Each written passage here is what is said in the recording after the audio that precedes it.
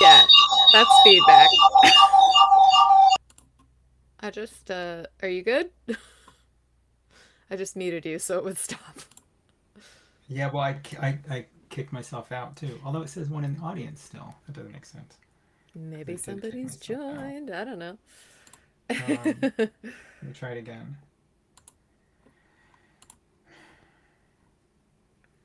Tom, I'm going to put Tom's phone this time. So what I'm going to do is two in audience. Okay, so there's two in the audience. So me and somebody else. But I want to, I know how to do this on Zoom. I need to disconnect my audio, but I don't see an option for that here. Um, Oh, that's weird. Is there an echo? Maybe. on Oh, your wait. phone, are you muted? Well, here's what I got. Look, I can hear you through the phone. right? My phone, my volume and my music volumes are down, but I'm still being heard. I'm still hearing myself. Mm-hmm. Hello? Yeah, still. Um,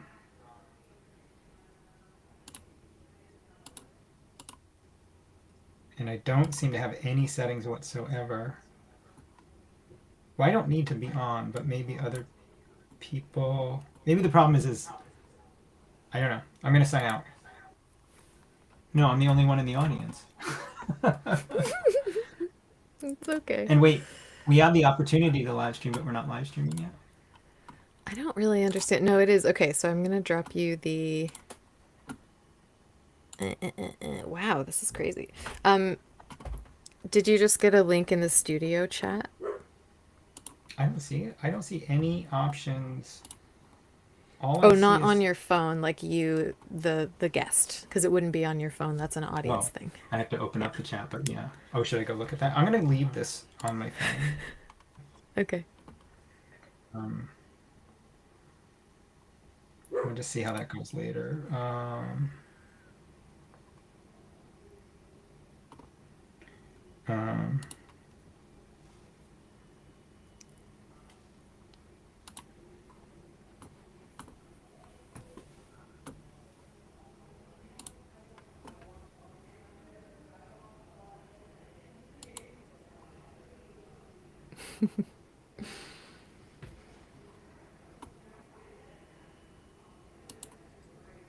Oops. All right. Signing out for the phone. So nobody in the chat, and I should click this YouTube link. Let's see what happens when I click it. And you're saying Yeah. that that'll be. Oh, wait. Welcome to our live show. And it's just us being weird and sitting there. And okay, Exactly. well, It's it is just we're just like do do live. do. It's great. Okay. Oh, wait.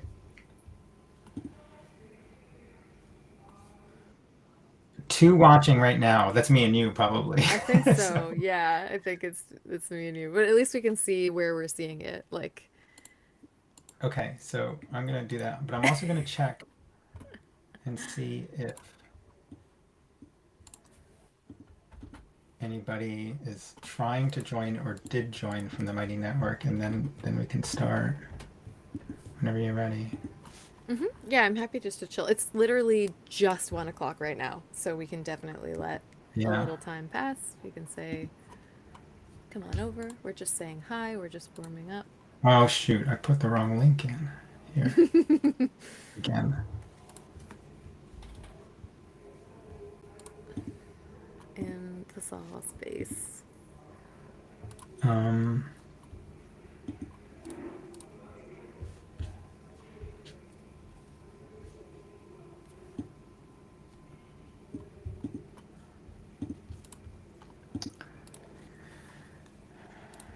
Um.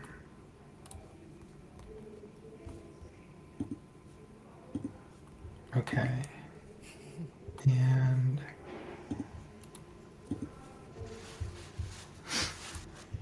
well. Um.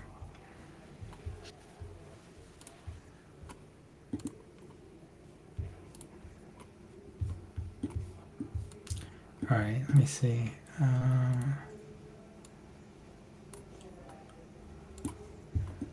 we good? All right. Yeah.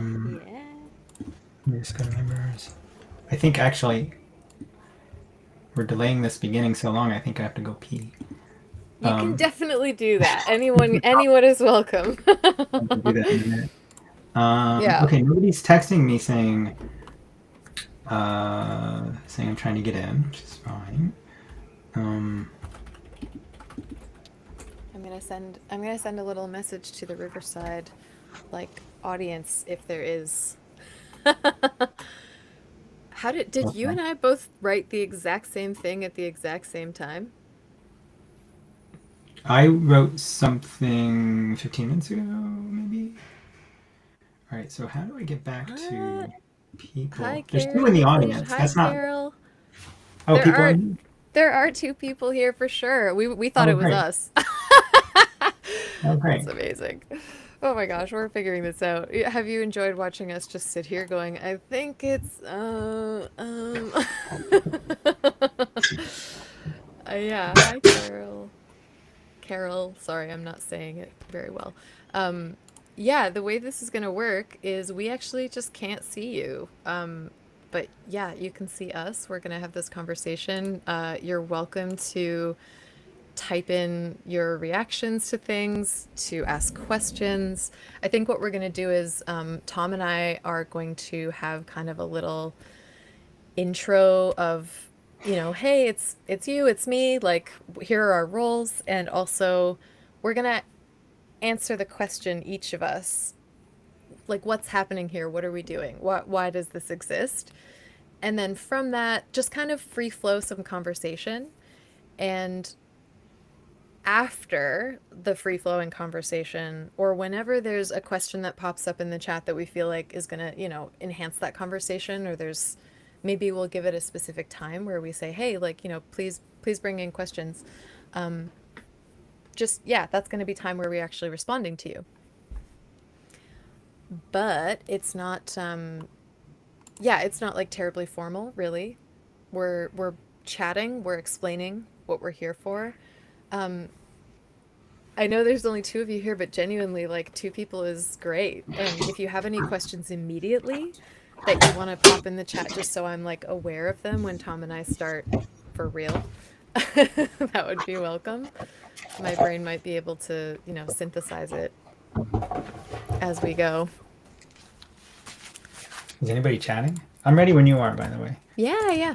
Yeah, if you open, there, like, in the chat section, there should be at least two different chat options for you. Like there's a studio chat and there's a live stream chat. Oh. So if you click live stream chat, you can see Carol is Got it. here and Yep. Carrie is Okay. here. Oh, cool. And yeah, we will see. It's also on YouTube, and I'm like, I want to make sure that I can see over there. I think that's a lot of extra You think it's work. crazy?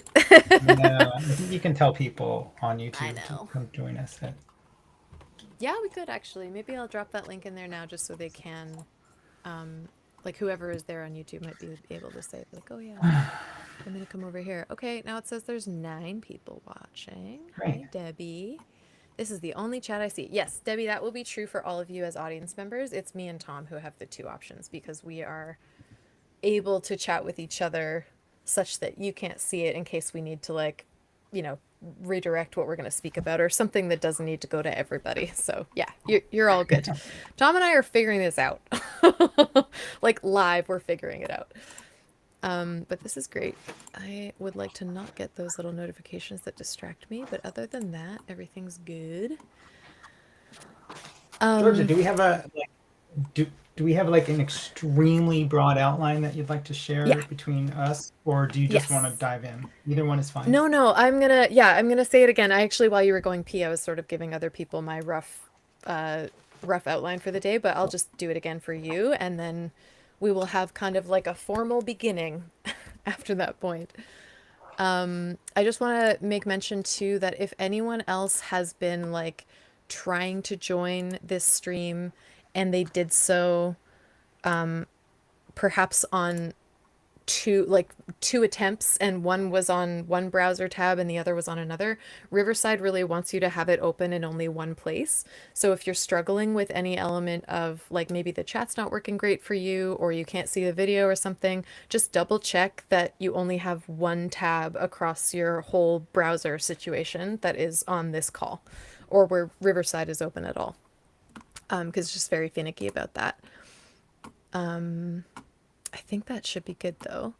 And then, yeah, it seems like, I mean, people have found it. This is good. I was worried that our links were just too chaotic, but they seem to be, here. That's good to know, though. It seems like that generic link, which is teacher@saw/studio or whatever, will work anytime we're live. So if we need it, Yeah, that's good. because it comes to this studio space, and the live things are the only things that people could access and watch.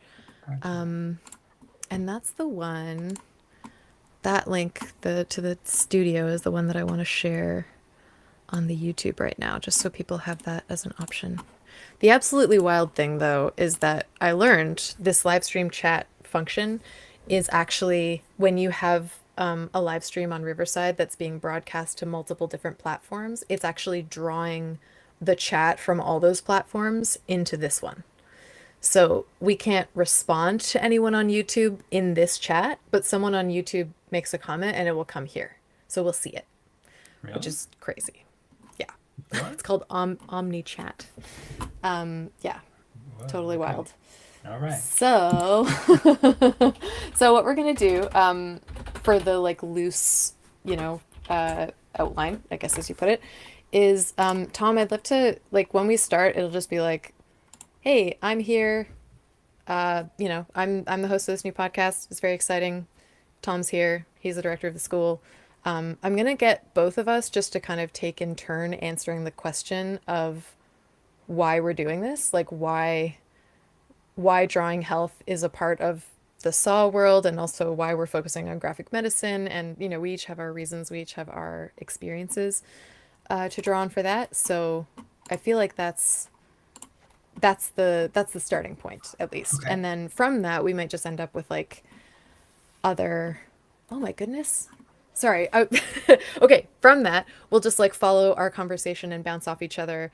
But if people have questions and there's like an element of something Tom mentions or something I mentioned that you have a question about, like, just drop them in the chat anytime. We're going to be able to see that while we're talking, and then probably through the conversation, if there's a point where we're like, oh, there was a question in the chat, let's like actually address that now, we'll kind of fit it in. So there's no like right time or wrong time to ask your question. And I love seeing little reactions of like, oh, this is really cool, or it makes me think of something in my life. Like, all of that is welcome, because it feels like, we're talking to you. You're actually part of this in some way. But yeah, I think that's my spiel. And I went to the YouTube live. Not only does the chat from YouTube live come here, but our chats actually go there too. So I just realized that even if someone on YouTube was chatting to us, like, if I from this space like hit reply and chat back, it actually shows up on YouTube. I'm gonna wait. Crazy. I'm gonna try that. Oh, Yeah. I mean, I kind of. It's so hard to believe. Wait. I know, because we're like, it's magic. But technology is going much faster than I go. And this is the result, is I get blown away from time to time. Hold on. Tom's testing the theory.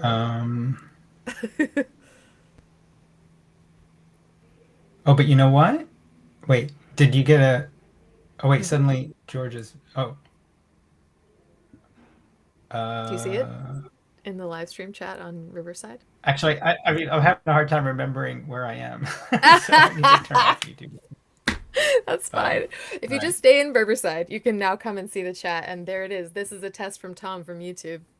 Oh yeah, that was me. Okay, so interesting. Wild. Okay, so people on YouTube can, all right. Cool. Yeah, hi Rachna. It's nice when it's nice when you guys say hi. It's nice when you have a reaction. It's nice when you're just kind of like textually present. So I'm gonna say, encourage that. Go ahead, and yeah, Jamie, that's a good call. I'll put Like, that in, it is What are you I'll putting get in the the chat? address for Jamie. Yeah, Yeah, the YouTube address for the live there. there we go. There you go. My goodness.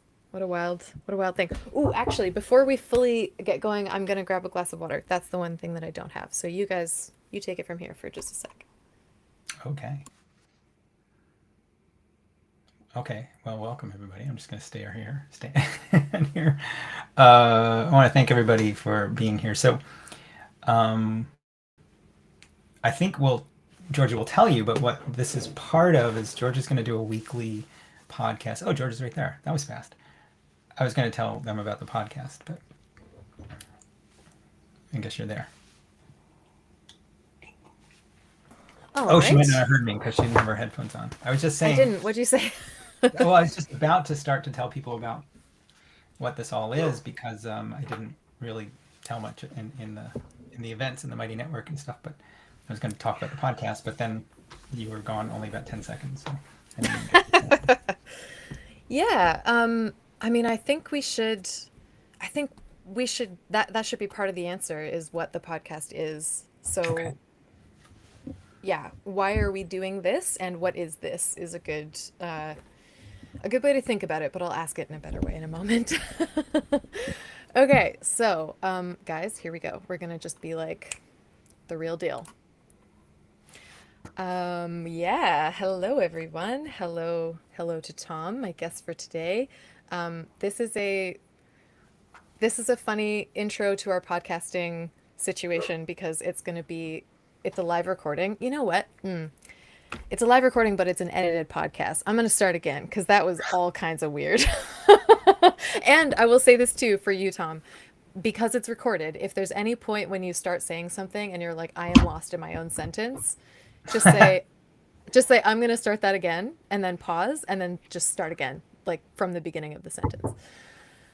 It's pretty, yeah, it makes my job easy. So please, I'm just gonna, you just know, gonna try and be feel okay. free.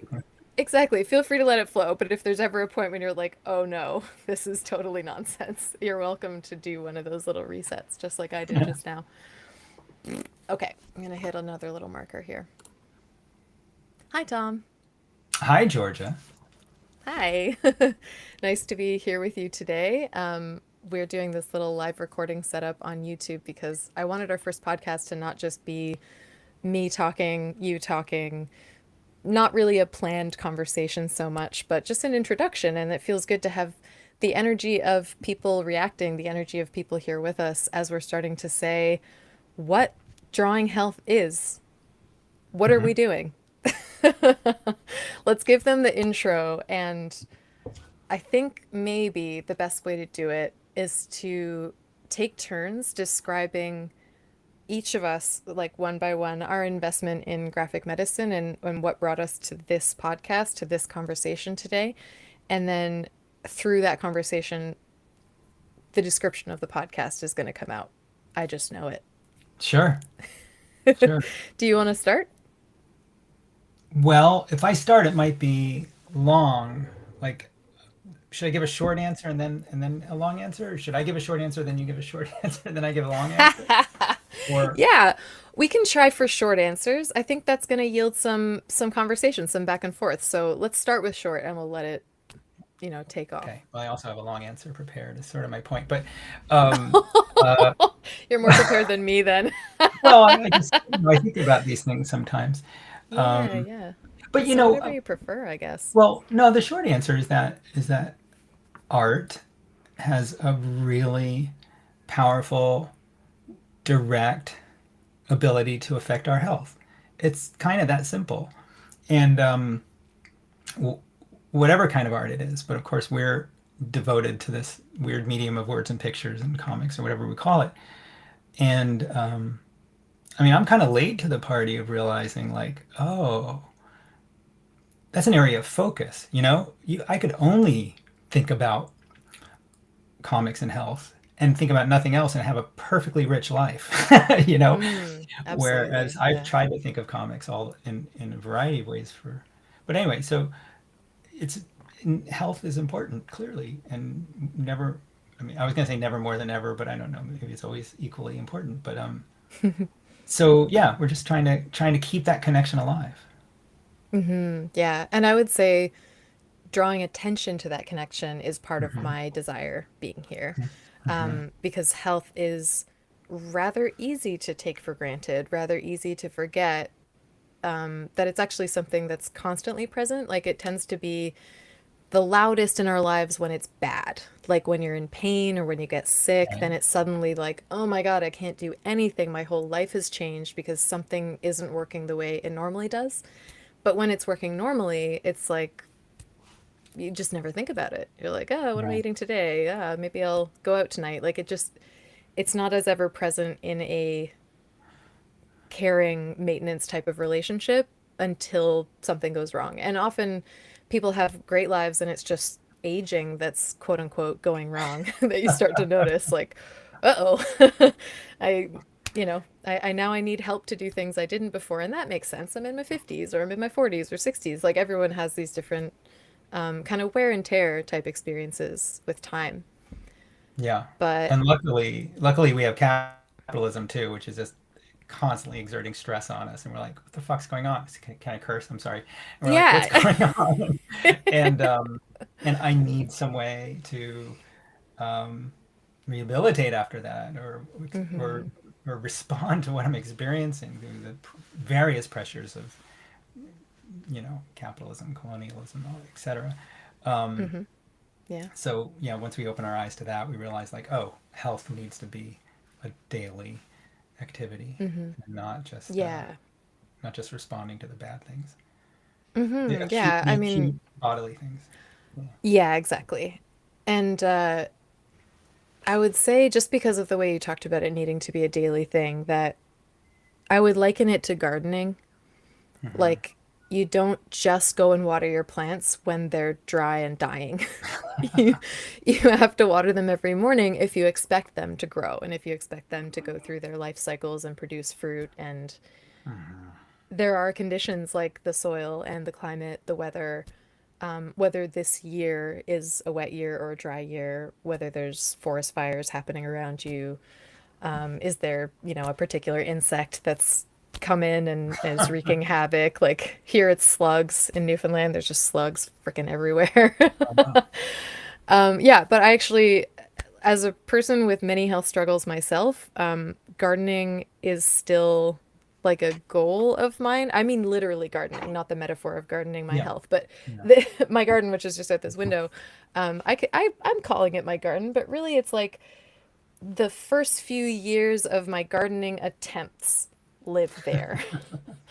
But I haven't really gotten to a place where I could say I had a garden that, flourished or things really grew or that I was in that rhythm with. And this has been true of my health journey too.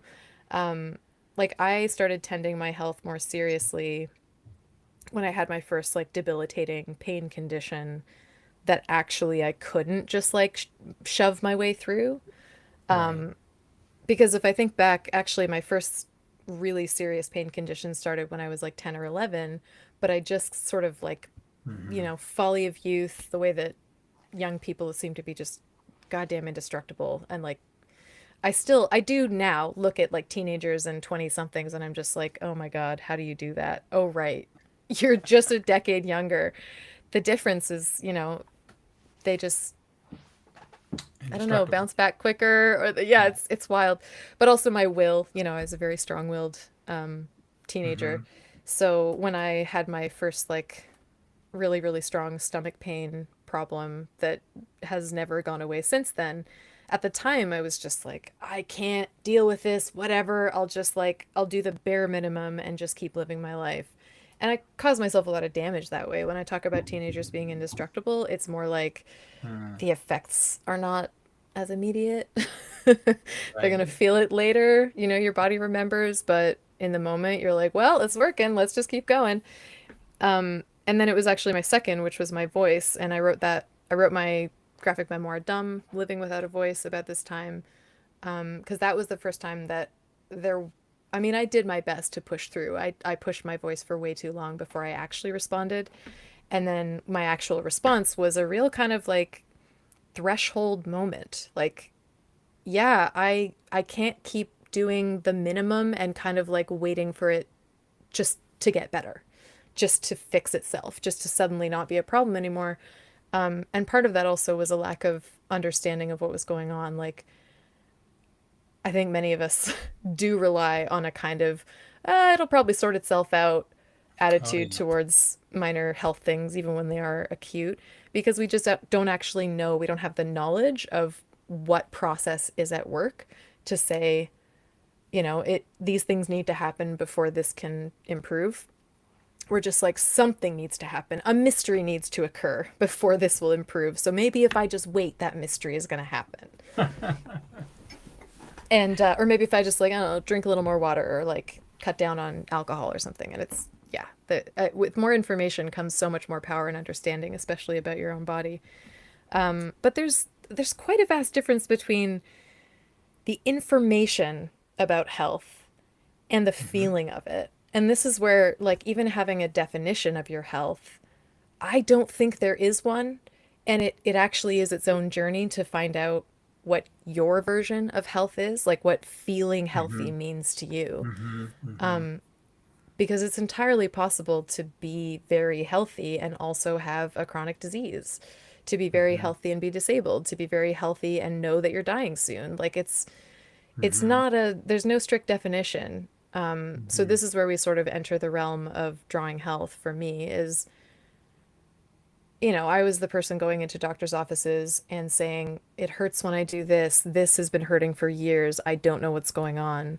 What should I do? And like, what's wrong? I was like, please, like, do the test. Tell me what's wrong. Hmm. And Hmm. every test comes back, and the number of times they said, there's nothing wrong with you, which I think they were trying to say it as a comfort, but it also, according to the test, was a fact,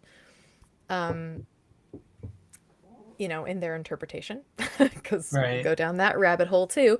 But also they said things to me like, your stomach, it looks like a textbook. Like they were telling me it was verified, working well, things are perfect, but I'm sitting there going, I don't feel well, and that has to Hmm. mean something. But they Hmm. basically were trying to tell me that it didn't, that my interpretation, because I wasn't an expert, was simply wrong, and that the best advice they were going to offer me was that I manage my stress. So, yeah, health doesn't have a definition. It doesn't, and what matters more? Like, does it matter more that you feel healthy, that you feel well, or does it matter more that a doctor says your tests look good? Like, we have to Yeah, I don't know. navigate that. Yeah, I don't know. For me, Oh, I mean, there's no dedicated answer. It's just like for yeah, you, and yeah, these are things no, I'm just throwing out into the ether. I'm not asking you to give me your answers, Tom. right. I consider that, potentially quite private. You're allowed to just know and not tell the world what your definition of health is. But the question I'm curious about uh, is how where does drawing come into that for you, for instance, or for Hmm. anybody, art making in general, storytelling. Yeah. Did you find that, for instance, with Dumb, that was a story you told after the fact, or were you sort of drawing it as you were experiencing it? And did it help you internalize some understandings? What was the outcome of that for you? Yeah.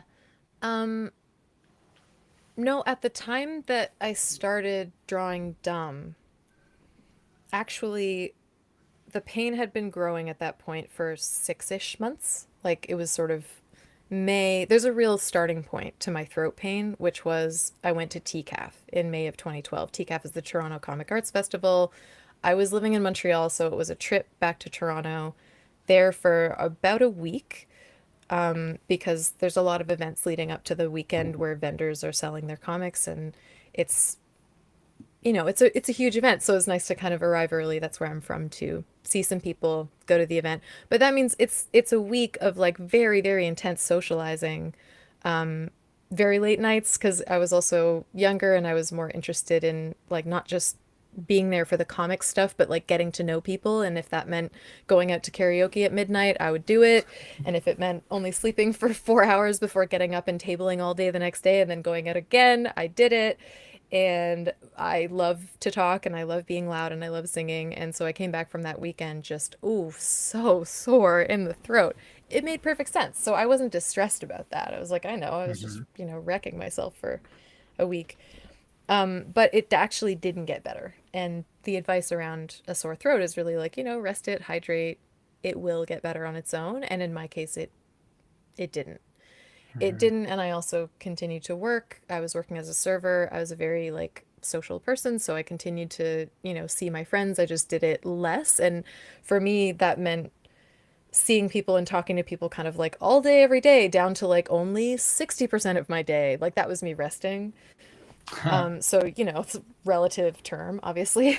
And anyway, so that actually coincided, like just before TCAF, I had left a job that was actually a volunteer job where I was being really powerfully manipulated and abused. And there was this clarity that came to me of like, oh, this is wrong. I have to leave.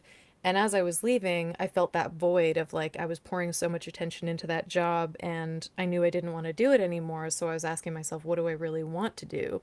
And I wanted to get back to making comics, but so much pressure internally to make those comics that I just didn't know like how to begin.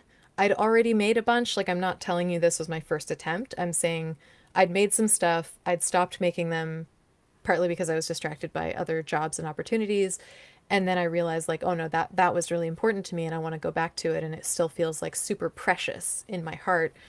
But when I started trying to focus on making comics was right around like just before TCAF and it was just so hard to get over my blank mind actually. I think that's the best way to describe it. Like I would sit down, I was like dedicating certain times every week where I was definitely going to just this is comics time, I'm going to focus on writing, I'm going to draw, I don't know.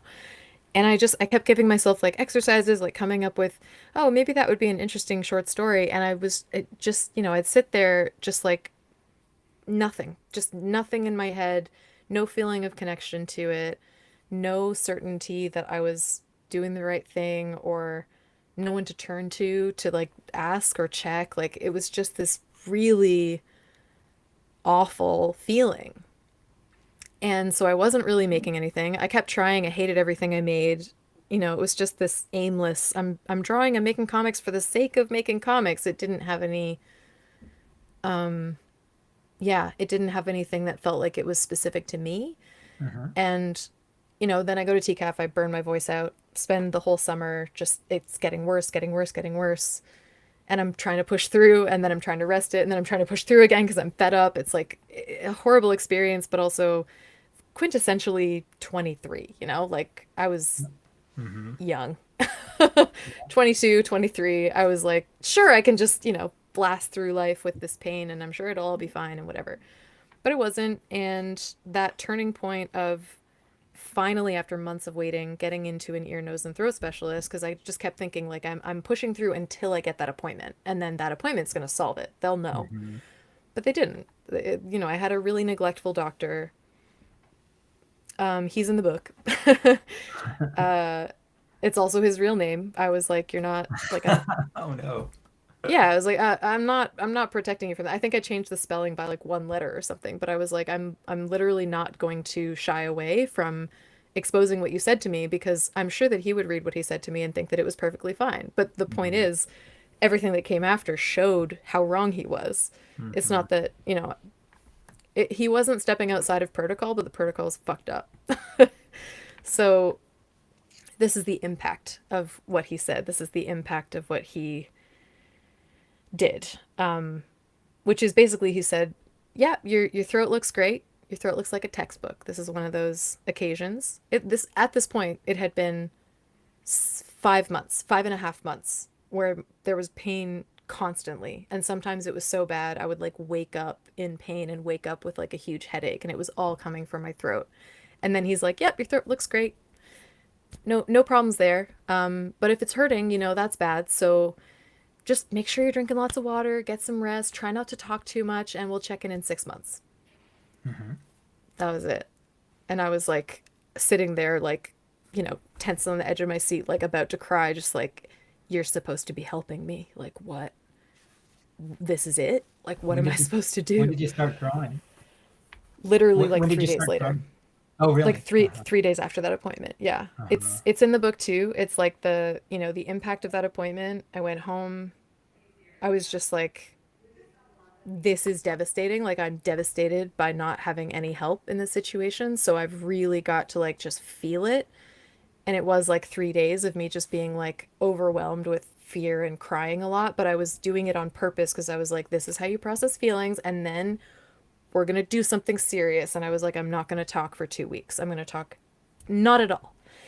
Big dramatic decision, I thought. But of course, 2 weeks wasn't nearly long enough. And as soon as I stopped talking, I was like, holy crap, there is so much material here that I just want to communicate with the world. I could make a comic about it, but I've just spent 6 months trying to make comics and just feeling miserable. So, do I really want to make a comic? Because apparently I hate doing that. But I really need to say this. And literally, I mean, this is the point where I go, like, I don't care. This is the point where I learn about myself. I don't care about doing something for the sake of doing it. I Hmm. only do things in the drive and desire to communicate and connect with someone. And it's not a generalized connection. It's like there's a message, there's a purpose, there's something I'm trying to figure out, there's something I'm trying to say. Because Right. that is what got me over the fear to say, yep, I'm afraid and I'm doing it anyway because I need to say this. So it was concurrent with the experience. Like after that doctor's appointment, like, you know, 3 days of my life just being like really sad and trying to figure out how to stop talking. And then I made the decision and right away was like, shit, I need to draw this. And right away planned out, okay, if I'm going to draw this, there's so much material every moment of my life, like flooding me because not Hmm. speaking changes everything about your life. Hmm. So then it was, oh, I have to track it, notes, and I'm tracking it with notes, and then I'm also trying to draw. And I was on Twitter with all the friends that I'd made at TCAF going, I'm so scared of comics, help me. And they were like, you can do it, show me the stuff, it's great. Like that community was huge. Yeah. Yeah. Do So you it wasn't cathartic. Let me say that. wasn't It wasn't cathartic? it wasn't cathartic, not at all. Because I still felt all that pressure. I still felt all the pain. But it was the beginning of the comic of it was the beginning of me recognizing what had been stopping me from making comics before. And there was a flood of good feeling at the beginning of that because it wasn't, I would say, catharsis, it was more like possibility. And Hmm. then the deeper I got into the comic, I went back into like, oh my God, what am I doing? Oh my God, there's so much pressure. People like the first ones. Now I'm trying to make more. There's still so much material, but I can't go as fast as the material is like flooding me and overwhelming me. And all the like other life elements, like you just get more broke the more time went on because I was on welfare for the first 6 months of the book. Just yeah, it like pressure built up. So it wasn't like comics was going to solve any of those problems.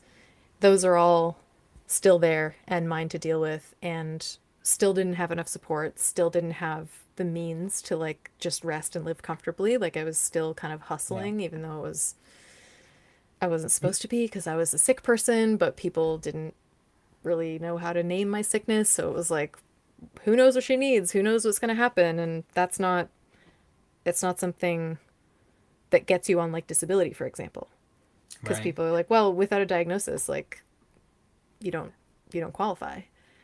And but comics solved some problem. Was it the problem of communicating with others? Was it or like because you were motivated to do that story in comics form, Mm-hmm. and you were and you were motivated to even continue when it was difficult. So was it the fact that you were connecting with people about something that mattered to you?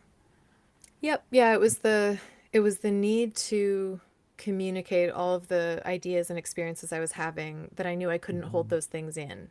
So Hmm. this was the way to get them out because at the time that I started, it was a silent activity. So like because it was my voice that was hurting me, other things that I might have enjoyed to tell my story, like well, maybe I'd like to write some songs about it, but I can't because I can't sing them. So it was like, well, this is one that actually suits my current condition, and it's something I can do while I'm spending a lot of time alone, because when I'm not using my voice, I'm not around people as often. So it was kind of like the vehicle for the thing I actually needed, and the thing I actually needed was to express and to feel Mm, and to have other people be able to actually understand. Because also being in a room with someone and not being able to say, here's what's happening to me, I had to, like, write it out as often as possible. And people were very confused what to do with that information. But if I had some comics, they could also be, you know, right. spread around, and it might not be my burden to explain it all the time. It might be like, just read this. That was part of the problem solving, I guess, but it was still very much like, I'm just really trying to express the things I'm going through that no one else is going through because everyone else can talk. It's, there's there's almost always a point in every just about any conversation I have about comics where I bring up Kim Cran's Blossoms and Bones. Did you ever read that? No, no. It's my favorite graphic novel, I think. Wow. And she she's suffering a variety of things that are bothering her, and and she's a very very active, successful, um, take action kind of person, but none of that has helped right now, right? And I'm kind of not giving away certain parts, although it'd be fine to give it away because it's just a book and it's the beginning of the book. But I mean, she's suffering some eating disorder issues at the beginning, Mm-hmm. but there are other issues lurking. Mm-hmm. And and the way she moves forward is she says to herself, "Draw the feeling," and Mm-hmm. over and over and over again. That's the only directive. She gives herself like a month. She like bails out on some teaching gig that she was going to get well paid for, and she books herself in this place for a month with a sketchbook, and she just starts with draw the feeling.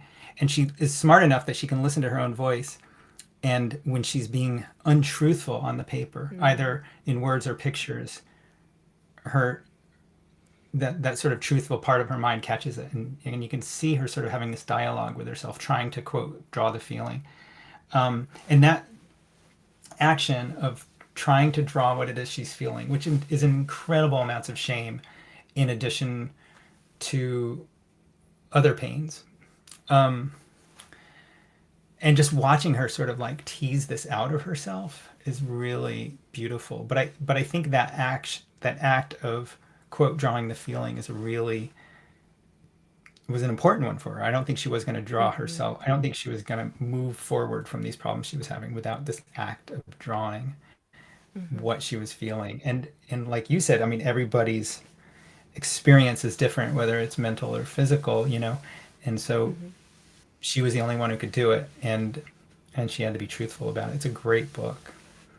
Well, Um, yeah, now I absolutely must read it because I'm telling people, I mean, we're doing that in Drawing Health all the time. mhm. And here, what I'm referring to is the class that I teach on Saturdays that has the same name, and it's actually the class that inspired the podcast. But the point is, yeah, in Drawing Health, like, that is the main practice, is we're gonna start by noticing the feelings and noticing how we're reacting, how we are today in this space. And then there's, how do I translate that for whatever purpose I want, whether it's to communicate with someone else or to remember something for me, or do I want to get this thing out of my body, like draw it out of me and then, be rid of Mhm. it. Yeah, so it's just, oh goodness, that book is, it's just It's shot a, to the top of my list. I'll try and get you a copy. I think it's just on the cusp of going out of print at the moment, which is a shame. But Oh, I'm no. sure Yeah, I have to I'm go pretty sure I snag have an one. extra somewhere. But she draws Amazing. that drawing of the feeling for her in this instance slowly becomes the creation of some characters, Mm. one of whom is a skeleton, and some others which are sort of some like light-hearted little Zen creatures. And then there's another skeleton, and all of this story starts to come out. But um, there's a lot of there's a lot of spirituality in there because she already had a lot of spiritual practices. It's a great book. Mm. Anyway, the idea to me whenever I get stuck, it doesn't work as well for me, but whenever I get stuck, I try to go to draw the feeling, but then I just draw some guy lying on his back complaining, and then I don't know what to do. But That's a but at feeling least too, or no, that's an expression of perhaps how you're feeling. If you're for like, sure. we need more complaining. Complaining very loudly. Yeah, Um, can I tell you my story, which brought me to sort of graphic medicine and health and things like that? absolutely. Yeah, please The do. I mean, I've been invested in virtually nothing but comics for the longest time, and I mean from like age of 7. um, but when I got serious about it in my early 20s, which it sounds like about the time you started Dumb, maybe, um, I was really invested in the medium. I loved the potential of it, and I loved thinking that like, oh, there's never been a comic like this, or nobody's ever tried this, or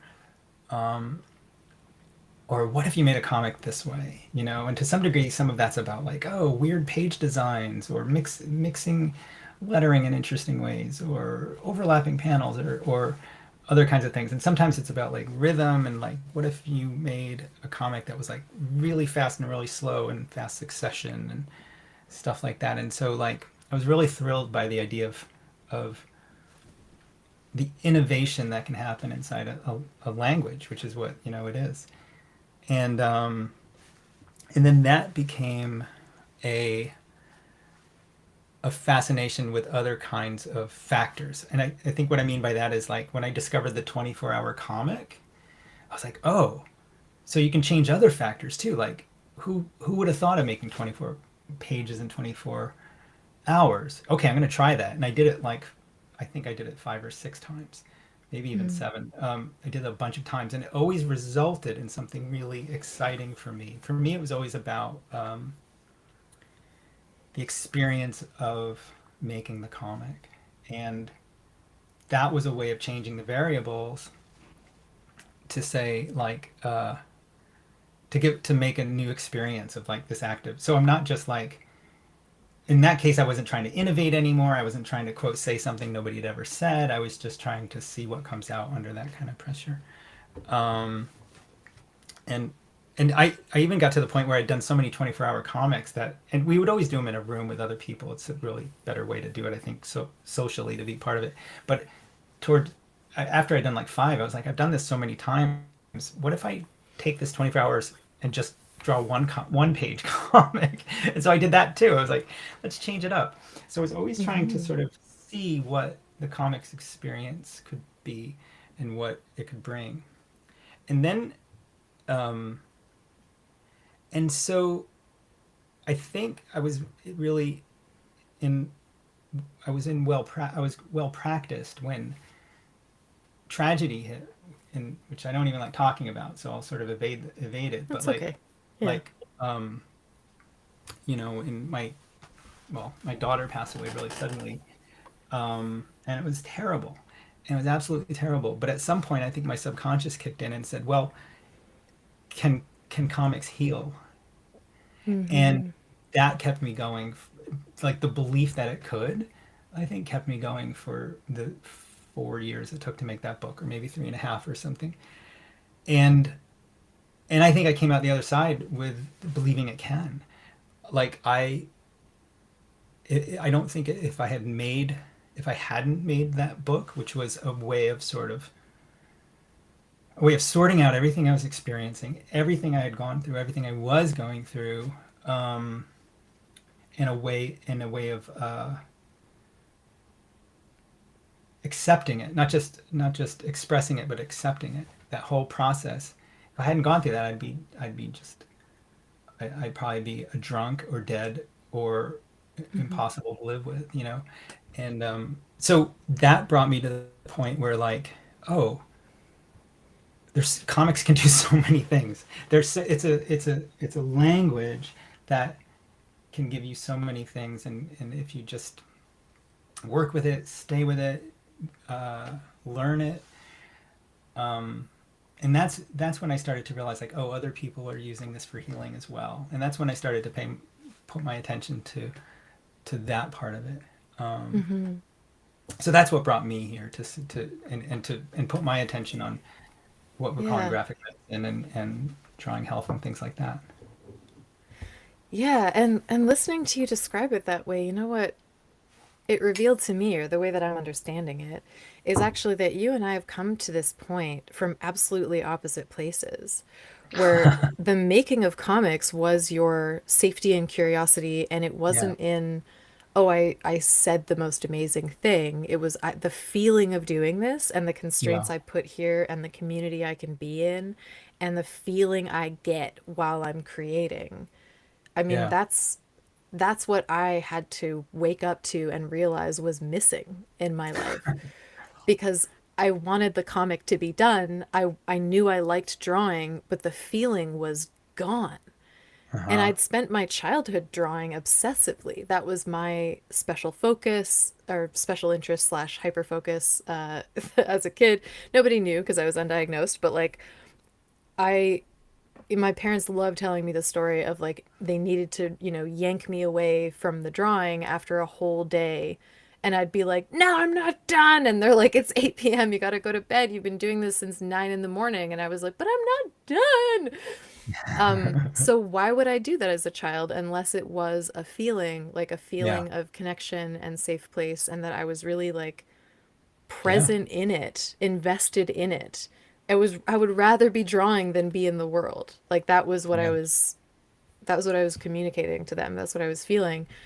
But then at some point in my childhood, and I can guesstimate the few different things that led me to basically experiencing drawing as like, well, you're allowed to do that when you're a kid, but then when you become an adult, people want you to be doing it for other people, for them to see, for them to judge. You Mm, need to like live up to their expectations.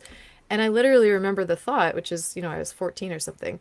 I remember having the thought of, oh, if I need to do that to be an artist, then I guess I'm not an artist because that's not what I do this for. And so I mm-hmm. did just like drop it. I stopped taking art classes. I stopped drawing because I was like, well, I'm supposed to be, exploring and deciding the things that I might want to do in the world as an adult, and it's not going to be that. So what Mm, else? But I carried that and the pressure, and I think also the pain of having walked away from something that was nourishing to me. I carried that forward, yeah, basically looking for that thing that was going to be like the connector between me and the world, and still very much thinking in the way of having a job and like paying for things, because I also have a lot of like poverty trauma from being a kid. So I was really like, how am I going to get paid? How is this going to work? But still somehow ended up committed to being an artist, but just like a very unfocused and chaotic feeling yeah, one. Much more focused on the external. So other people's appreciation of what I was doing, whether or not I was like thanked and seen and contributing to something and desired. And it took like getting sick to be like, mm, this doesn't feel good. I don't want to do it feeling bad. But that drive I was talking about earlier, the drive to communicate, I knew was a healthy one. Like that was part of my health, was communicating. But in order to communicate, I was pushing through all of the signals within that were saying like, this doesn't feel safe, it's not right, that hurts my hand, whatever it is. And I actually ended up mm-hmm. hurting myself again. Like I ended up with repetitive strain injuries in my arm. And I've got some like nerve pinching things like up here as well in my shoulder and neck because I was just pushing through and not doing it from that feeling place that it sounds like you started and you stayed and you like developed and played in and kept going. And then it was later that you were like, oh, but what if I'm using this feeling for that purpose? Like, because, Yeah, I'm trying to get somewhere, I'm trying to get through this, I'm trying to change something, and healing being the goal. I mean, I was in a similar state, except I guess I thought communication was a part of my healing. It just, I didn't have sure. a definition of what that might be. But it does, yeah, it does seem like these kind of opposite paths, but ones that I would describe as like parts of each other. Because it's a part of ignoring your body to at some point realize that it's actually the source. It's the feeling of doing the thing that Yeah, allows the creativity out. And trying to yeah, force it out is where you find out the things you can't force through, in my case, a lot of really blunt, brutal trial and error. And in your case, it wasn't your approach that was blunt, it was life that was blunt. It was life that Mm, was like, no, you, like you've been coasting in this lovely place for a long time. I'm so sorry. This is going to be harder than anything you've ever done, but you had this thing to come back to and pull you right. through. I like you were talking about having practiced, because I Hmm. absolutely see every person who we look at and admire, whether it's for their bravery and how they speak about their experiences, or the quality of their line in their artwork, Hmm. or even how well they promote themselves. Like everything we look at an artist for, or just a person doing things in the world and say, like, wow, they're so good at that. I shy away from saying that people are talented, and more often, especially in class, I say they're very practiced. Yeah. And I don't mean it's not like it's not the Royal Conservatory version of practice, where it's like, practice this thing, practice this sequence so that you can perform this sequence perfectly. It's like, no, Yeah. you've done this, just done it so many times that you've learned your own kind of way of like, this is my way of drawing, this is my language, this is how I tell stories, this is my whatever this is my social media, like, profile, this is how I like to do these things. Like, these are practices, and we also Yeah. practice being fucking hard on ourselves. We practice hating our own drawings. We practice judging the things we make. We're practicing it constantly. And For usually sure. it's because someone modeled it, someone Yeah. taught us. Yeah. And if they taught it to us and then we thought it was important to align and to stay connected to that person, we took it on and we practiced it because we wanted to, stay connected to them. Right. We wanted to be in their good graces. So if they didn't like something, we tried to be the thing they liked, and we spoke to Right. ourselves about the thing they didn't like the same way they did, because we're trying to keep the Hmm. relationship, trying to be safe. So when it comes to unleashing creativity, and also unleashing kind of implies there's like a buildup of pressure, and you're like finally, breaking a dam or something where it's going to Hmm. flood out of you. Sometimes it's like that for people. I don't think it's very sustainable because I don't want to build up that pressure. But it's because Yeah. I spent my whole life with that pressure building up, and I didn't know where to put it, and it started coming out of me in these like very Hmm. bad pains in my body and very intense, like, just overwhelm and shut down. But it's practice, the practice of, can I actually sit and like listen to what's in my body enough that I can actually hear it, I can actually notice, I can name it maybe, or I can draw it. It doesn't come overnight. Hmm. It does have to be a way you live. Like you were talking about it, this can be every day. This can be a part of my healing, which doesn't happen in one go. It's ongoing. Yeah. Yeah. Yeah. It can be that gardening metaphor that you brought up, but what you're speaking of Mm. makes me imagine more like somebody managing a little waterway or something. And Mm. I don't know what Yeah, kind I of like that. management needs to happen in a little waterway, but making sure, I don't know. Some sort Yeah. of No, there's waterway, definitely, water well, management no, metaphor. I know it sounds like a boring blue collar job, but it's actually, you know, like civilizations, whether they're kind of loose and tribal, like more early peoples kind of thing, or the more established, like structured civilizations, like irrigation and figuring out how water is going to get to the people and the plants is a huge thing. And I would think an important job, not a lowly one. Right, right.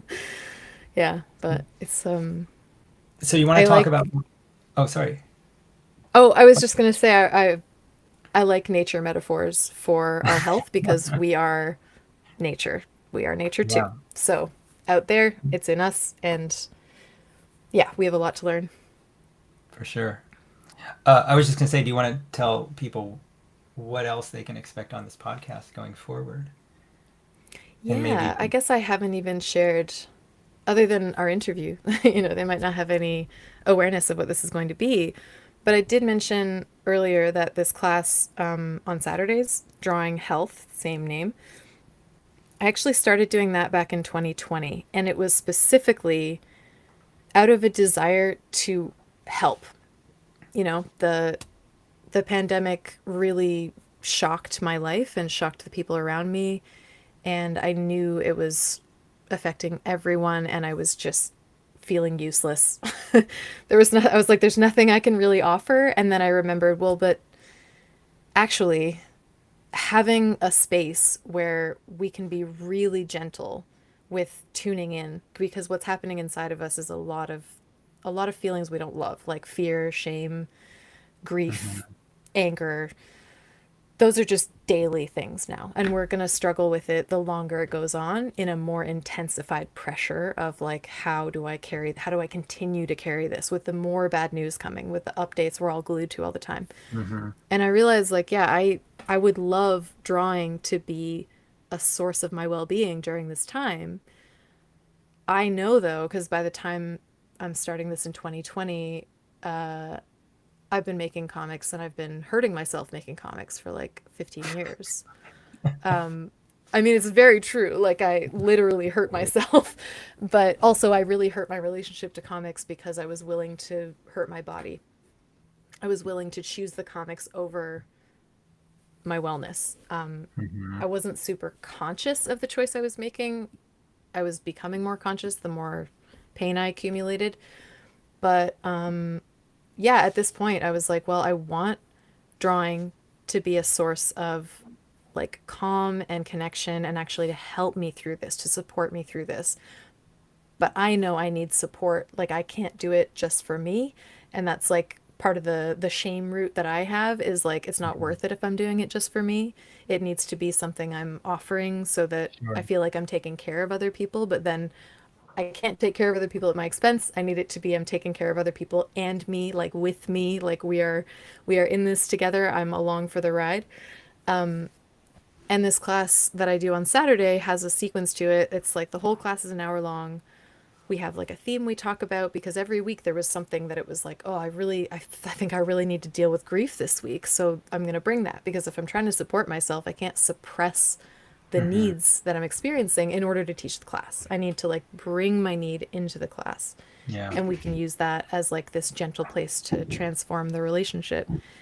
And with the theme, then after our little discussion, I would do like a guided audio kind of meditation. It might be sort of a mix of like drawing exercises and me speaking through, like tapping into the body, like what are you feeling, making sure I'm regulating nervous systems, because I've been studying trauma for longer than I've been making comics, because I've identified pretty early that I'm a really traumatized person, and I just needed to understand it and go through so many different trainings and practices that were all very good and taught me many things. But by the time I get here to drawing health, it's like all of that health work that I've been doing, all of that trauma work that I've been doing, none of it has shown me a path for including all of the trauma knowledge that I have and the knowledge of how trauma heals with creativity. They're always these totally separate things. Hmm. Hmm. And I was like, no, I am a freaking traumatized person. I need them to be together, because I've actually traumatized myself with my art. They aren't separable to me now. Wow. And Uh-huh. yeah, and I really didn't want it to be that art was a thing I had to like stay away from for the rest of my life, because I just, yeah, that's yet another reality that I could not accept. I couldn't accept that. So anyway, the guided meditation is sort of like, we're in the body, but sometimes we'll also be saying, feel into this, now draw this, feel into this, now translate something, Hmm. now, experiment with like how it feels to be moving your hand around. Maybe it's not the image, maybe it's just the movement of your elbow that you're focusing on. And then coming from that into some quiet drawing time, and then sharing. And the sharing is also a form of magic that I can't articulate. Like Yeah. saying something about yourself and other people receiving it. Not even saying something, just showing, being something, and having other people receive you is, we can't Yeah. underestimate it. Yeah. No, that's a great. And I Yeah, do think that's a great. it's largely missing from the way that our culture functions in what I would call like our normal. Being witnessed, being received, being supported, Hmm. Hmm. free of judgment, control, and product. It's Hmm. rare. It's rare. So we made this space. I made the space, people came and we made it together. And I always wanted there to be like a recorded version of those audio practices for those people to listen to whenever they wanted, because it was maybe not possible to come to class sometimes and still isn't. And maybe you need it more than once a week because, oh my God, it was lockdown and it was crazy. But I could not get it together because I actually love podcasts and audio and care a lot about it. And it was me putting a lot of pressure on myself again. But now, with your very lovely enthusiastic insistence that I do this, making it part of SAW and having it be not just practices, but also bring in these conversations was another point where I think that kind of liberated it again from me feeling like all the pressure's on me and that making it hard Hmm. to do. But I love talking to people. I love a conversation. So I get to, write up someone whose work I really like or who has like a lot of knowledge about a topic in health that I don't. Maybe someone who like studies graphic medicine. Like we have such a range of possible guests that I'm so excited about that I And get to have conversations with. tell us some about confirmed guests and conversations that are up and coming. Yeah, I mean, we have already recorded like 6 different interviews because I'm being really kind to my future self and batching things so that they can release, on time. And you're never going to have a week where Georgia had a bad one and there isn't an episode. Uh, but I just recorded one with Maureen Burdock this morning, and I know Saw folks know exactly who that is. It turns out we are like the same person, just in different bodies. It's very shocking of how many of our sort of life details are exactly the same. Wow. Yeah, Can't wait and for that one. yeah, it's gonna be fun. I was also very tired, so it's a bit like wild. I spoke with Yumi Sakugawa, who's an incredible like meditation, mindfulness, and activism coach, I would say, because Yumi's mindfulness practice is never about just being an individual in it. It's like really how it impacts us in the world and specifically how it relates to creativity. So that was a really special Mm. conversation. Graphic medicine superstars like Creota Wilberg and MK Serwick and Matthew No. Who else? Oh my gosh, next week I'm interviewing Mardu, and I'm pretty stunned Hmm. by that. Her comics about internal family systems have been so helpful, like Mm. beautiful to witness someone going through this experience. Drawing it feels like a whole other level of engagement with your inner parts and all of the difficult situations there. But also I was actually thinking of her when you were talking about Blossoms and Bones, Hmm. because you said that these characters emerged, and I was like, Hmm. well, that makes a lot of sense from a trauma healing perspective, that there Hmm. are these characters, and it's actually helpful to like notice them, and with your attention, they will sort of become clearer and show you a Yeah. bit more what they're doing there. Yeah. What's the Yeah. role of this character in my psyche? And Yeah. then you can have a relationship, a collaboration, rather than just feeling this like Right. foggy collection of assailants are making your life hard. Um, Wait, I have to write that down. A foggy collection of assailants. That was a great phrase. yeah. I was actually kind of picturing the dead army from The Lord of the Rings. For those of you who like The Lord of the Rings, they're like translucent green, and there's so many of them because they're translucent. Like it's hard to see one. They're kind of like blended. When you're looking at the group, it's like just faces within faces, and hard to describe, but I love that series. Anyway, those are some of the interviews. I won't talk too much more about what's coming because you're just gonna have to listen, and we'll keep you updated on all the social places. Oh my gosh, Tom's been keeping quotes for me That's for so this great conversation. in the chat. Yeah, yeah, that's awesome. Um, well, That's I'm yeah, I think excited. that's I'm the really podcast. excited for the podcast to start. I'm eager for to hear those conversations. And they're starting December 21st. It's about a month. Yeah, so literally a month from today, we are, we're doing this in a kind of cosmically aligned way, I think, because this wasn't planned that it would happen to be exactly a month, but our schedules worked this way, and here we are. this will be the conversation that is released on the 21st. But with that, I'm also going to put out a practice episode so that when we're talking about this, the audio practices, you have a chance to just immediately try Oh, one. Yeah, just get in there. okay. So you're gonna Yeah, launch with 2 episodes then? exactly. I just made that Okay, decision cool, recently. nice, I didn't tell you yet, but I was like, this is a good idea. I'm just going to do it. cool, cool. Yeah, and then it's going to be an episode that and then it's going to be like alternating episodes. So one interview one week, and then the next week it will be practice, and then another interview the next week.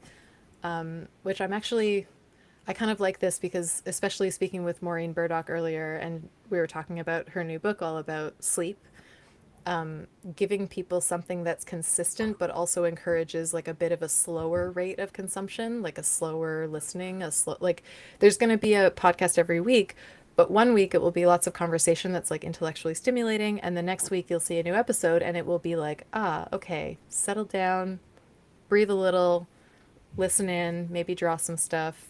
So you're not just constantly consuming, but you're like Yeah. active in the podcast as a process for yourself, and only according to what you want to do. That's the beauty. You turn it on, turn it off, stop it halfway through, listen while you're walking. Yeah.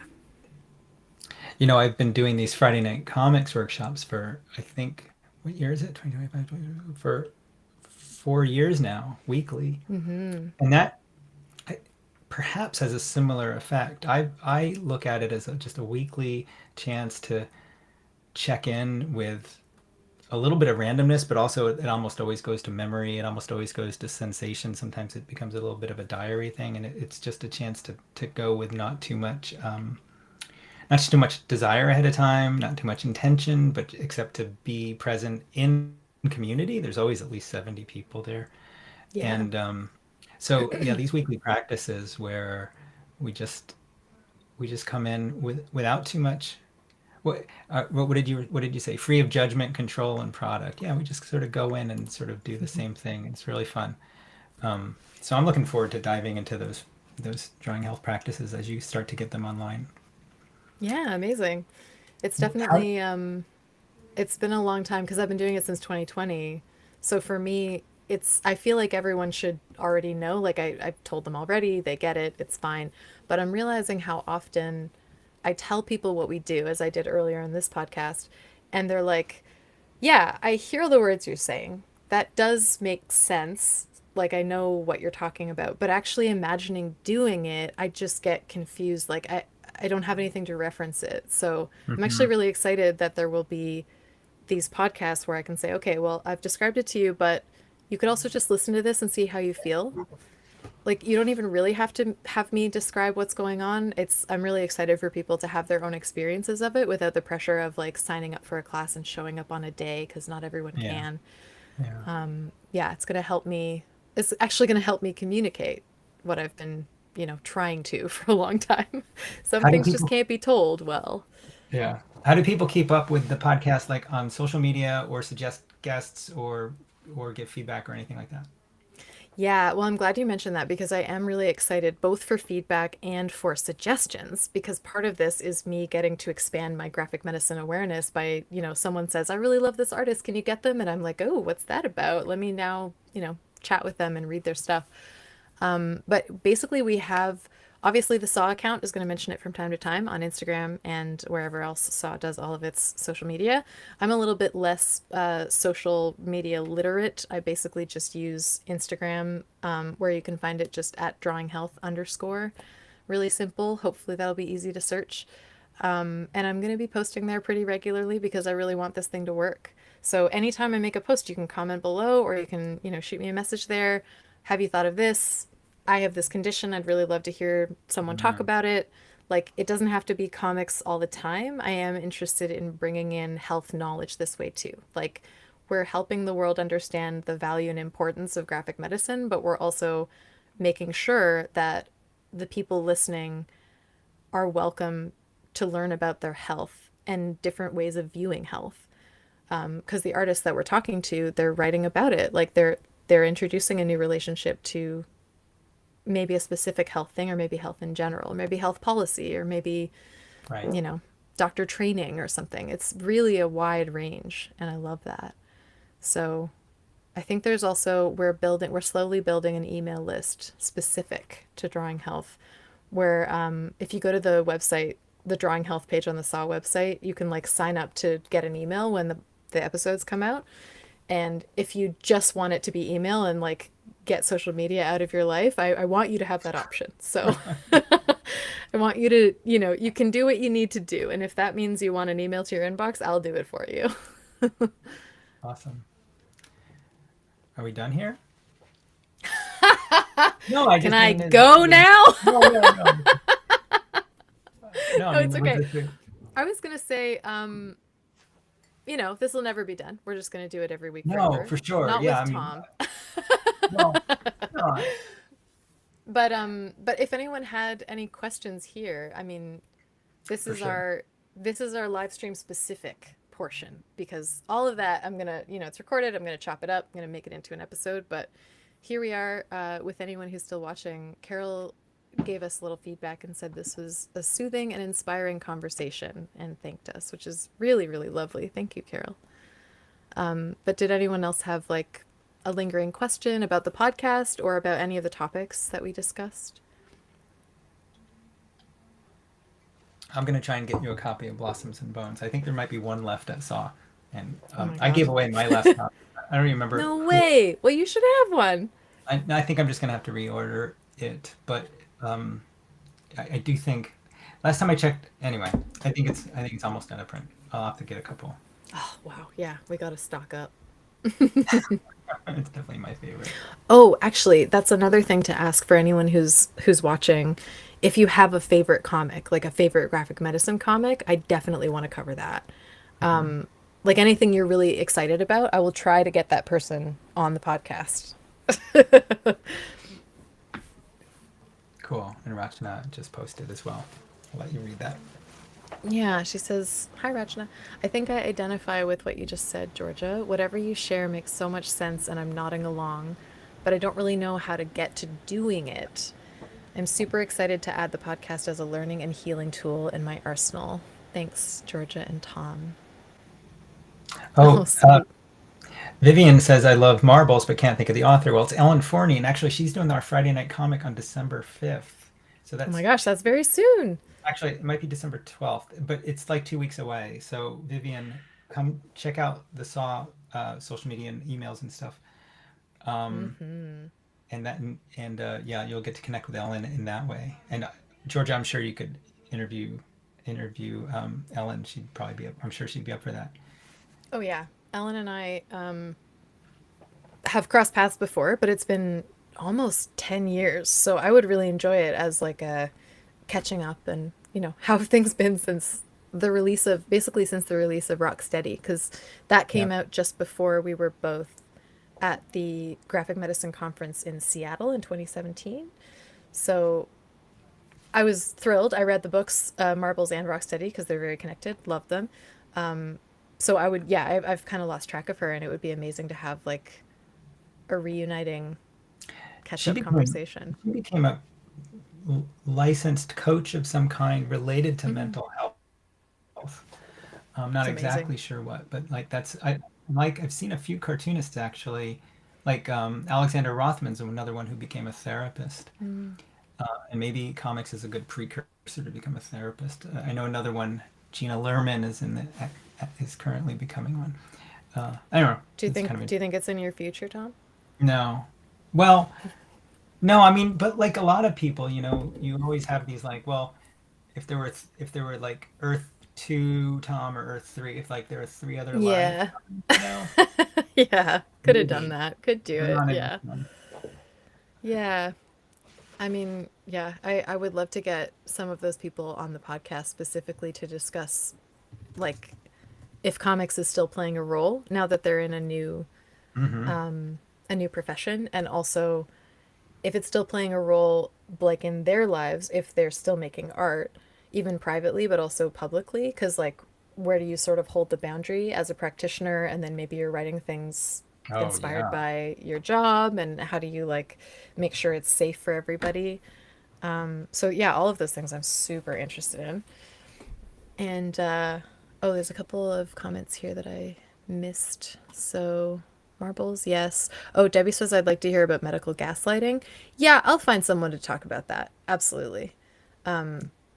It's That's it's everywhere. It's everywhere. yeah, yeah. But I've got it. Yeah, I really want to find somebody who can bring a new insight to it. I think there are, and I want to hear all of the stories that people have as a patient of going through that because they need to be witnessed. It's really important. And also, why is it happening so much? Who is someone that could bring perhaps some knowledge from behind the scenes, like what the barriers are there, ways that hopefully the medical community is actually trying to deal with it, or not, because like it might be bad news. So I just really like to get someone who's like inside of that world to give me their perspective, and I will prioritize that, Debbie, as a topic. What else did I miss? Okay. Oh, okay, that's something about the saw things. Oh, Jamie says, I feel like I've been sick and or hurt for ages. This was really refreshing and I think they said enlightening. I'm excited to try this and hopefully it could help. Yeah, I feel you. I feel you, Jamie, on just being sick and getting hurt a lot and just kind of constantly living with it. I have people already like Zareen Chowdhury, who actually runs or has been running something called the Chronic Illness Comics Club, and there are many folks in the disability space who are living with something intractable or living with a constant kind of changing roster of experiences and symptoms, and it's important to all of us, because I'm one of them, it's important to all of us to have a place where people know what that's like and share it. And the podcast is one of those places. Like I'm going to have people on like Zareen, but others as well, who are there being like, this is, it's a present part of my life. I'm not speaking retroactively. It's not perspective that I'm sharing from years later where I'm all healed. Like living with it is this for me. This is what helps. This is what I need. This is the support I'm not getting. This is how I get through it. And still create as well. Like that it's not either or. Oh, I saw that, Carol, that the administration just pronounced nursing is not officially a profession anymore, and so their salary caps are very low. What? Yeah, that just happened very, very recently. Yeah, I'm so sorry. I know. It's it's the big fight. It's a bit, yeah, and yeah. Yeah. Female associated gendered professions. Yes, there's a really big issue there, and there's certainly going to be lots to discuss. Yeah. I mean, I would like to say perhaps for some episodes, I'll put like a warning or something, like in the description, I'll put like a tag that's like, look out, we're just raging for this whole episode. Like there's just gonna be some episode like today actually when I was interviewing Maureen. I'm very tired today. I was more tired earlier, and I was trying to get to a point, and on my way, as I often do, I'm trying to get to one point that I'm trying to make. But as I go, I feel like maybe I'm speaking too generally, so I'll add a little this and nuance that, and then it's like, where are you even going here? And somehow in my little nuances, trying to contextualize that it's more complicated than this, and I'm acknowledging that while I'm still trying to get where I'm going, I ended up talking about murder, and I was like, Maureen, I'm gonna start again. Like, why? I didn't have to say that. I don't think I want to go quite there because I was getting a bit riled up. So, sometimes I'd like to not stop myself, and I'd like to have the guest have permission to be like, this is, ah, Let's talk about murder. like, if you have to, because it's a real part of life, and especially if you consider things like murder due to neglect and murder due to oppression, and it's part of our health. It's part of our exposome. Mm. Ugh, yeah, and sexism is a huge part of health, and so is ableism, and so is racism, and so is colonialism. Capitalism is possibly the biggest the biggest influence on our health presently. Have you? Oh yeah, Tom, have you read Maureen's book yet? I think I sent you the press No, copy. no, I haven't. I'm really excited to read it. Oh, it's gonna make you angry. There's a section of it that I was actually like, I am too mad. I have to pause. I'm too mad. It's not mad at Maureen, mad at capitalism Sure, and sure. evil men, basically. Yeah. Yeah, I do recommend it. I should put it in the chat for all of you listening. Maureen's new book is called Sleepless Planet. I put it in there. Oh, and there's a book called, a comic called Hypercapitalism by Larry Gonick and Tim Kasser. Okay, I'm gonna look that up. Thank you. Didn't know Larry Gonick was still doing work. Um, Cool. Larry Gonick's the guy who did Cartoon Guide to History, Cartoon Guide to Physics, all sorts of Oh things. yeah, yeah, yeah. Oh yeah. Okay. I didn't. Cool. Is there? It's amazing. Is there any? Yeah, I think we should maybe call it for today. Any last questions, just to make sure we're greeting everybody?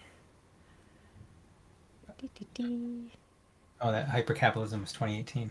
That's cool. I don't know about that one. I'll check it out for sure. Larry Gonick's a fun cartoonist.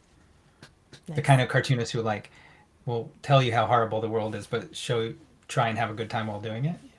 Absolutely. Yeah, that's what I sort of expected. And hypercapitalism, I mean just capitalism period, like really lends itself to cartoonishness because it is cartoonishly evil. Like it's so extreme that it just how are we living with this? Anyway. Wow. Yeah. Debbie had a local connection to Kasser. Amazing. Well, yeah, I mean, thank you. Thank you everyone for being here for this live stream recording experience. We may do this again. Like this particular type of community engagement is really lovely, actually, having some immediate feedback as we go through a lovely conversation. Now that we figured out the bugs. Yeah. Yeah, we did. And Tom, is there anything we wanted to mention a few things for the sake of people who wanted to like follow up on this conversation? So you already know this podcast is here. You already know that I teach a class on Saturdays. Graphic medicine has a few different iterations at SAW. Something we wanted to point out to you particularly is from last year, the Graphic Medicine Summit that took place online, and all of those talks are available. Tom, you had some numbers around that I can't recall, where it's like workshop, like 9 workshops for this, panel discussions, Yeah. I don't these remember. talks. Yeah. It's a lot. There's a playlist on the SAW account, so that should be easy Yeah. to find if you go on YouTube. Are there other graphic medicine offerings I'm not remembering now that they could look into? Well, yeah, in the beginning of 2026, Marine is teaching a 3-month small audience about graphic medicine that's going to be a mixture of deep reading and also working on your own books. And I think you're teaching a 6-month project that's creating an anthology around a topic, which I can't remember if you've identified or not. I You also have have, and yeah, we're gonna do a proper announcement, but you guys are the first to hear. There is a 6-month graphic medicine program by me coming to SAW in March 2026. Yeah, actually, it's on my list for basically the next 3 weeks. Is like go hard on planning that because we do want a proper announcement. But for Mhm. those of you who are here, you have the insider info before everybody else. And yeah, we have a little tab marked medicine on the Sequential Artists Workshop webpage. Also, you can go to drawinghealth.com, which will direct you to George's offerings there. Yeah, we really want to. I'm really embracing the idea that I didn't embrace in my youth, because in my youth as a cartoonist, I was really, like I was saying, I was really into innovation. I was into like, what can the medium do? How cool can you be? But Yeah. now I'm really embracing like, how can the medium serve us in our lives? And health is a big part of that, and going through certain kinds of transitions in our life or phases of our life, how can it help us through these experiences? And that, so we're really embracing that as much as we can these days, because Yeah. it's an important part of having a healthy population, a healthy civilization. Yeah, big things. exactly. I Yeah. know different things work for different people, and for the people who would benefit from this, we want to be here. You know, it's Yeah. I don't know. Some people like hunting, Some people like, what do people like? I don't do anything. Some people like playing basketball. Some people like, trivia nights or whatever. And I'm like, well, if you'd rather be learning about health and comics, you need an outlet. You need a community and a source. And yeah, that's Yeah, all I if you're one do. of So, the crazy comics people, here you are. oh yeah, proud member of the club. Okay, great. We're gonna Well, say thanks, bye. Jordan. And Yeah, thanks so yeah, much. This was great. thanks, Tom. I can't wait for them to start dropping and to listen in. I know it's so soon to me, but you guys are all having to wait for a month. I'm so Yeah. sorry. For me, it's like a month. I only have a month. It'll be good though. And yeah, look forward to more. Bye, everyone. Bye. Bye. I'm gonna